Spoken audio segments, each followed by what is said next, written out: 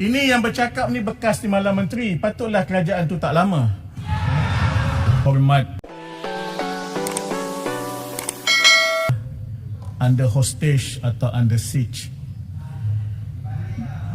Bila ada Perdana Menteri yang tak boleh orang nak bincang, yang itu satu bab. Tetapi apabila ada Perdana Menteri yang terbuka, berlapang dada, consultation, ini pun dikatakan under siege. Jadi susah. Kalau tak faham makna consultation, tak faham makna musyawarah, payah nak bincang orang macam tu.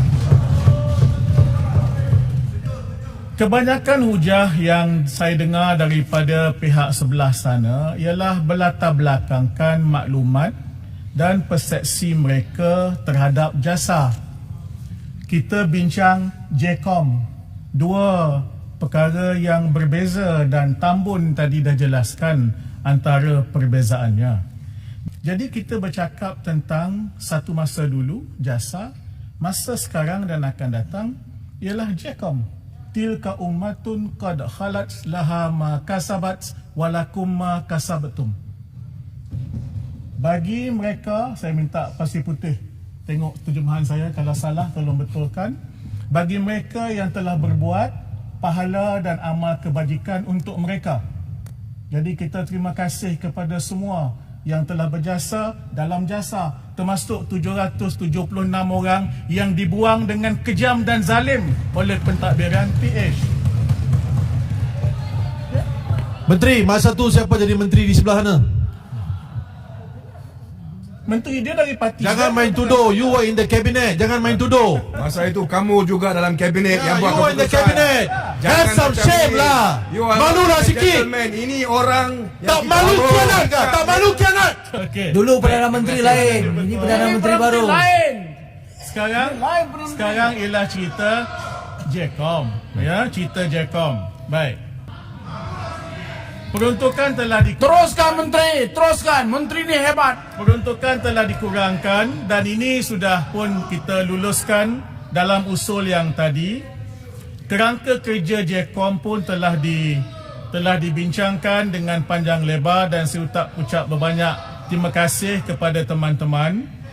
Kita telah menyebutkan tentang pendekatan pengupayaan yang telah kita jelaskan.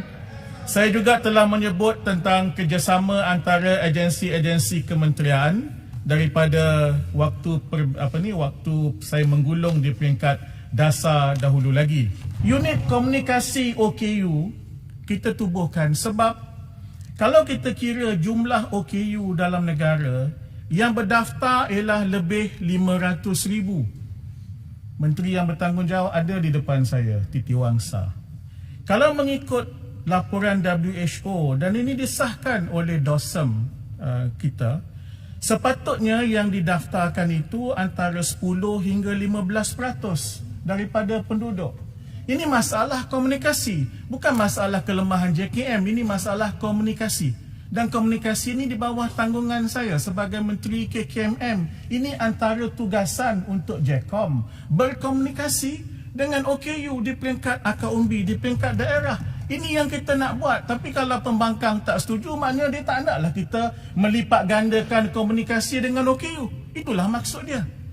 Tuan Speaker, saya minta penjelasan kerana Menteri bagi contoh JKM tadi. Saya rasa kita perlu rekodkan dalam Hansard bahawa JKM mempunyai unit komunikasi sendiri dan KPWKM mempunyai unit komunikasi mereka sendiri. Sudah ada dua layer. Kenapa sekarang perlu subkontrak kepada KKMM?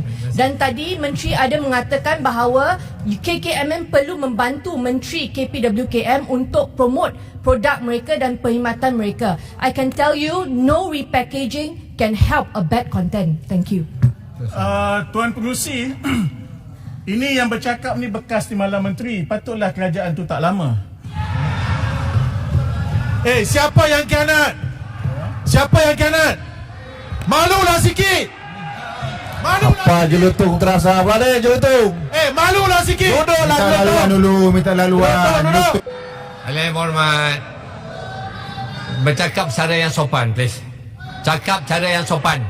Speaker, ini kan standard Menteri. Ikut peraturan Dewan lah. Sebagai lawyer, malu lawyer. Ikut peraturan Dewan. Orang yang tak kenal malu. Baik, duduk. Menteri betul. Teruskan Menteri. Teruskan. Betul. Kami sokong.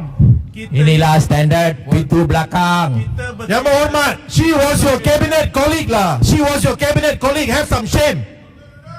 Teruskan Wakil Menteri, telah teruskan. menyelamatkan kerajaan, Teruskan, menyelamatkan sahabat negara tu. ini daripada kehancuran.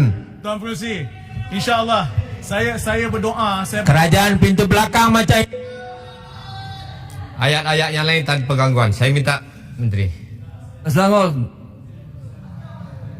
Saya berdoa tak adalah pegawai Jcom yang perangai macam jelutong. Saya berdoa tak ada yang di sebelah sini perangai macam yang berhormat. Pengkhianat. Sila Menteri onkan balik mic. Menteri. Saya sebut Ya. tadi. 36-6. Apakah boleh perkataan Kuala perkhianatan Selangor, digunakan di Menteri. parlimen ini? Menteri. Dia menuduh satu orang pengkhianat. Boleh tak boleh? Padahal dia sendiri adalah penyamun tarbus. Menteri. Menteri teruskan Menteri. Ya. Ada Menteri Kuala Selangor. minit setengah lagi. Terima kasih, Harau Tuan kurang Pengerusi. siuman lah. Selangor. Saya Awak gila. saya sebut sebab Menteri.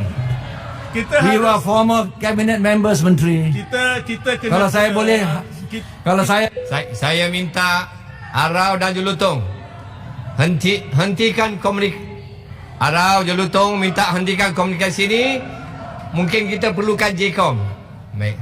Menteri Kuala Ya, Selangor. terima kasih. Kuala Selangor kalau Terima kasih, diizinkan. Tuan Pengerusi. Just 30 Saya second. sebutkan, saya Pegawai sebutkan 30 second from me. sebab kita bercerita soal the whole Menteri kalau ada keberanian tolong berikan. the whole of government. Hanya 30 saat. Jadi kita tak kiralah kita Hanya 30 saat, Menteri. membantu antara Whatever you call it, jasa ke Jcom ke, for as long as it's not the deep state that you keep saying in the... Al-Alim Hormat Menteri, saya minta Menteri rumuskan kerana saya tak boleh benarkan perkara seperti ini berlaku. Saya minta Menteri rumuskan. Kita baru membuktikan mengapa kita harus ada Jcom, Tuan Pengerusi. Sebagai kesimpulannya, saya rasa kita harus reset dengan izin, reset pemikiran kita.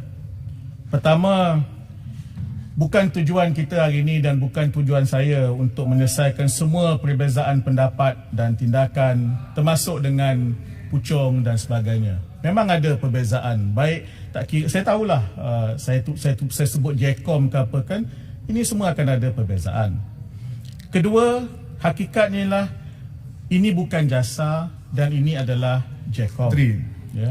Yang ketiga, untuk Jcom kita harus mempunyai pandangan sarwa yang baru. Kita harus realistik, rasional dan matang, termasuk dalam menangani perbezaan pendapat antara kita.